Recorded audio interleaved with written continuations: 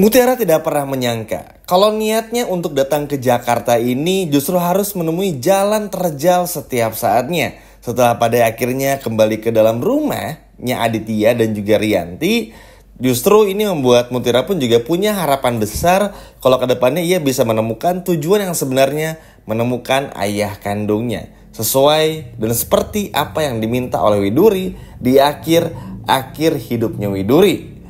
Namun sayang seribu sayang teman-teman, pada episode kali ini Mutiara harus mendapatkan batu sandungan yang begitu hebat yang datang dari Sandra. Namun sebelum itu kita bahas dulu kronologinya hingga pada akhirnya semua ini terjadi. Mutiara benar-benar gak menyangka. Awalnya Mutiara ini tuh habis bikin donat bareng bersama dengan Kenzo. Terus karena ada insiden, Kenzo terjatuh. Mutiara pun juga sempat memeluk Kenzo. Kenzo pun juga tatap-tatapan bersama dengan Mutiara. Udah mulai ada tanda-tanda suka dari mereka berdua. Meskipun masih malu-malu.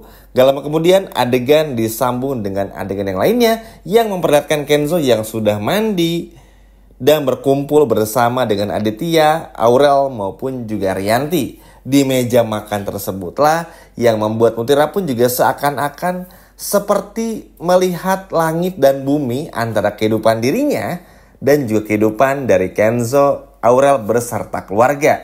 Bagi Mutiara sekarang ia tidak punya dan tidak memiliki siapa-siapa lagi setelah kehilangan sang ibu. Namun ketika Mutiara berhadapan dan melihat bagaimana Kenzo dan juga Aurel, ada banyak kebahagiaan di sana sebagai keluarga yang sangat utuh dan luar biasa. Dan di sini pun Mutiara meneteskan air matanya. Nah, tanpa disengaja, Aurel melihat Mutiara yang sedang menangis. Seketika Aurel pun juga mendatangi Mutiara ke arah dapur untuk melihat apa yang sebenarnya terjadi kepada Mutiara. Pada awalnya Aurel tidak pernah menyangka jika melihat Mutiara yang menangis seperti ini.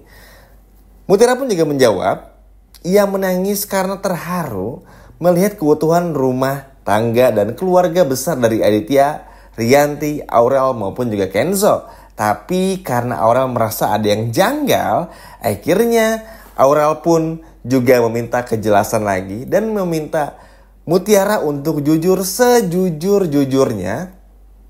Kenapa? Dan apa yang membuat Mutiara kok bisa sampai menangis? Akhirnya Mutiara pun juga menjawab dengan sangat lantang, kalau sebenarnya Mbak Mutiara, saya sebenarnya di sini datang ke Jakarta dari desa saya, tujuannya untuk mencari orang tua kandung saya, mencari ibu kandung saya dan juga ayah kandung saya, sesuai dari pesan terakhir dari ibunya, yaitu adalah Widuri, teman-teman. Nah, hal ini pun juga membuat orang pun juga kaget. Oke, mau cari kemana? Ada petunjuknya enggak? Mutiara pun juga hanya bisa terdiam. Mutiara hanya menjawab ada petunjuknya, tapi lewat foto saja. Itu pun juga fotonya cuma ada foto ibunya aja, sedangkan foto ayah kandung Mutiara tuh yang nggak jelas, teman-teman. Maksudnya benar-benar blur banget, apalagi sempat terbakar juga beberapa episode ke belakang. Jadi Mutiara pun juga memberitahukan seadanya aja kepada Aurel. Nah, terus Mutiara pun juga meminta izin kepada Aurel untuk pergi ke kantor polisi untuk membuat pernyataan dan mencari di mana ayah kandungnya tersebut. Nah, Aurel pun juga pada awalnya menawarkan untuk mengantarkan supaya Mutiara gak sendirian lagi dan takut kesasar aja. Tapi Mutiara pun juga menolaknya. Namun sayang seribu sayang, ada sebuah plot twist yang akhirnya mengikuti Mutiara.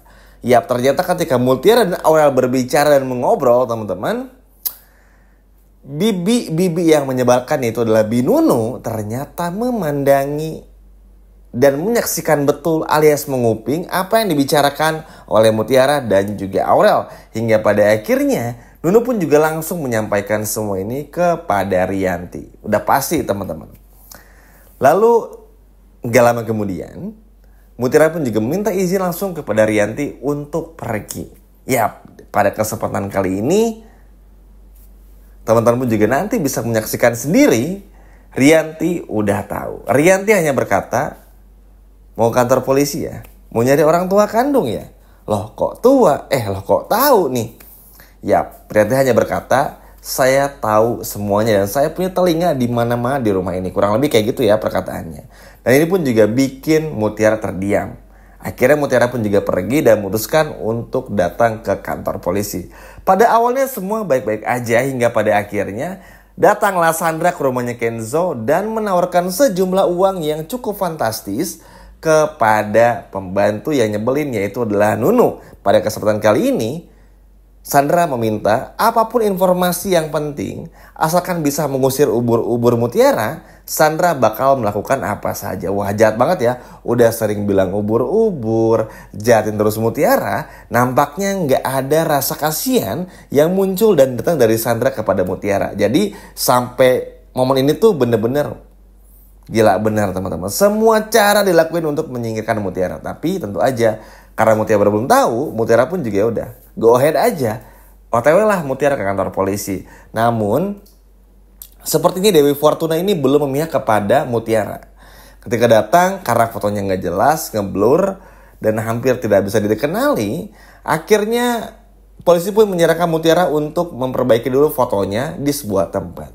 Tapi ketika keluar dari kantor polisi, Mutiara harus berhadapan dengan nenek sihir lainnya selain Rianti, yaitu adalah Sandra.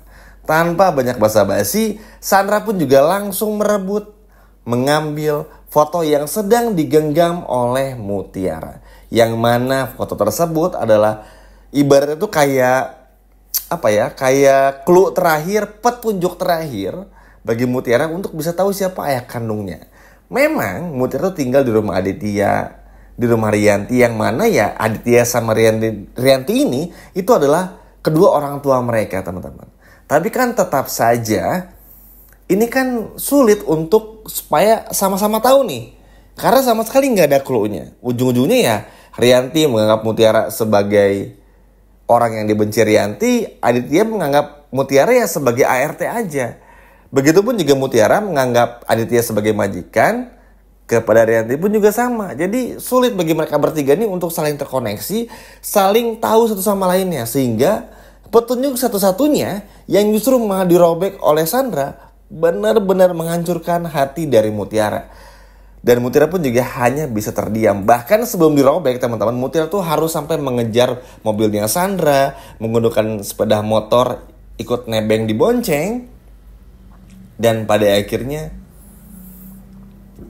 teman-teman, semua harus berakhir.